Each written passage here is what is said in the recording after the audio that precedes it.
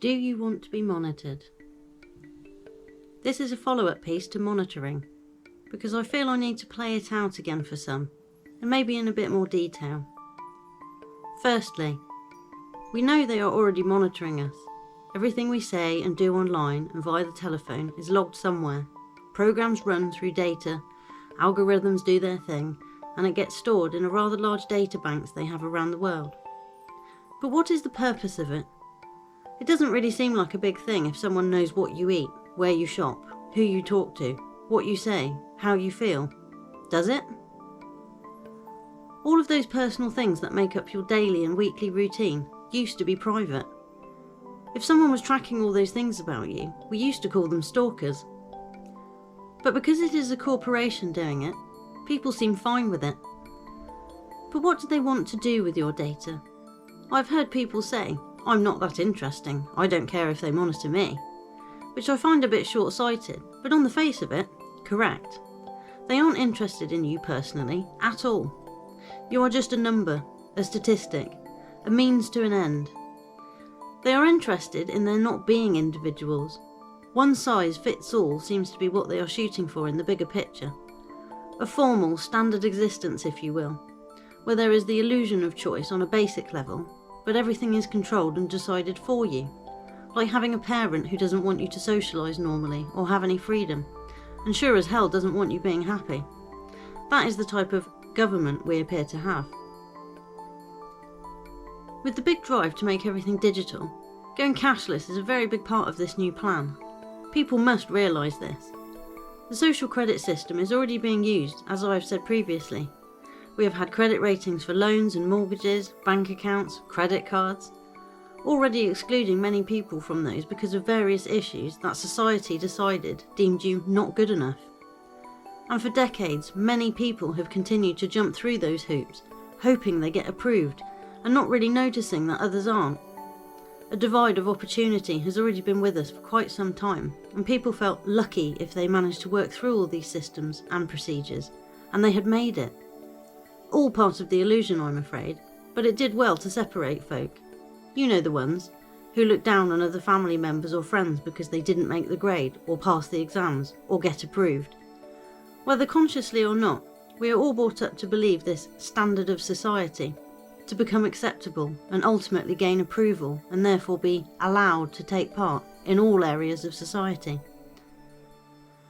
That's how it has been for decades already, with many being cast aside and labelled, left out of the main circus and kept more as a sideshow to it, and as a reason to implement change.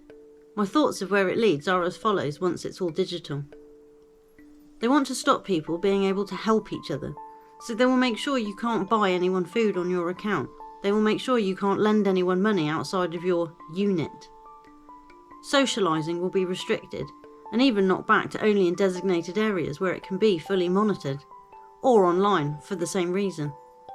Unfortunately, many are doing that without even being asked to, only conducting their social activities online. Choose while you still can on that one. They will monitor what you eat and decide if it is healthy by their standard. They will monitor what you watch and take away programs not deemed suitable. Your conversations will be monitored so they can decide whether you need re-educating to have the right thoughts. Your travel and movements will be restricted to zones you are allowed in when they say you are allowed to. You won't be allowed to have rights over your children, and in their vision of the future, you won't even give birth to them. They will be grown in pods in your living room. Sounds great, doesn't it? And all of this is from their articles, plans for the world, and high-profile meetings over the last few years. This is not me speculating. If the idea is to eliminate communities as we once knew them, then destabilising towns and villages and herding people into cities works quite well. They have been doing it for a rather long time already, but in the last couple of decades it has spiralled a bit. Jobs moving out of areas, moving and travelling for work was encouraged, families separated and moved apart. Various social issues causing more pressures on people, families, stability. They are not interested in joy or happiness. They are interested in productivity and commodities. And our need to have joy and happiness in our lives seems to be a thorn in their sides. So much has been imposed which is directly for holding people down and making everything just a bit shittier than before. Oh, but if we call it progress, then everyone just goes along with it. Well, you know what?